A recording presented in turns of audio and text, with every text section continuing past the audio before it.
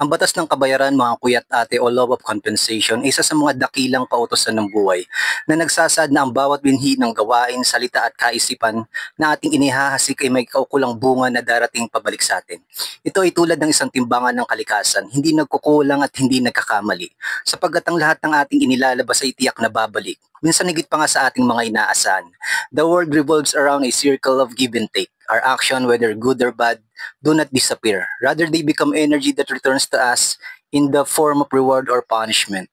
So, hi mga kuya at ate, welcome kayo sa aking page na pangalawang pagkakataon.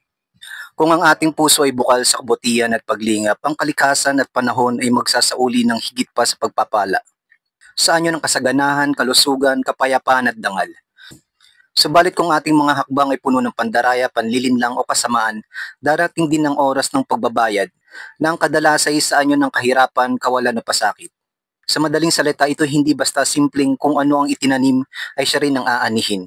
Kung paano ka nagtanim, gayon din ang uri at antas ng ani na iyong matatanggap.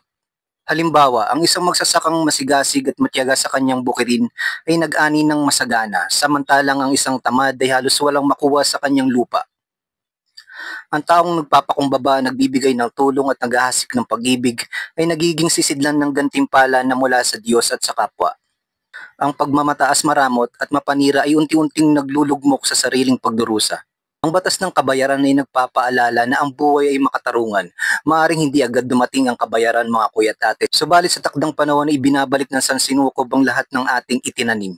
Nimithi mo ang kasaganahan, kapayapaan at kaligayahan, magsimula ka sa pagtatanim ng kabutihan, sipag at dalisay na hangarin.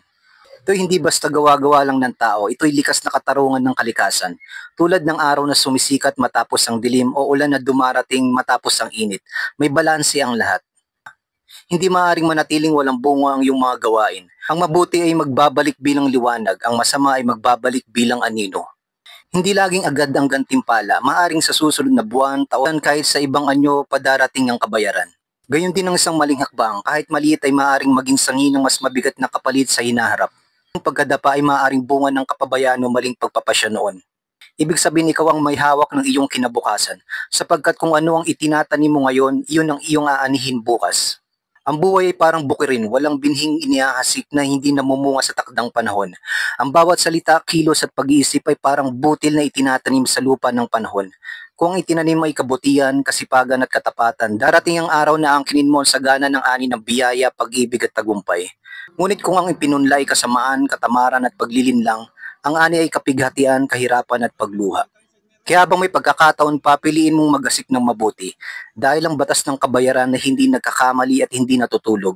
Ang mundo ay laging tapat at nagbibigay pabalik ng higit sa kung ano ang iyong inilalabas. Ang tunay na kayamanan ng tao ay hindi nasusukat sa dami ng kanyang naipon, kundi sa dami ng kanyang itinanim na kabutihan na nagbunga ng pagpapala. Alright, thank you for the time mga kuya at ate. Bisita ka ulit sa next video ko. Bye-bye!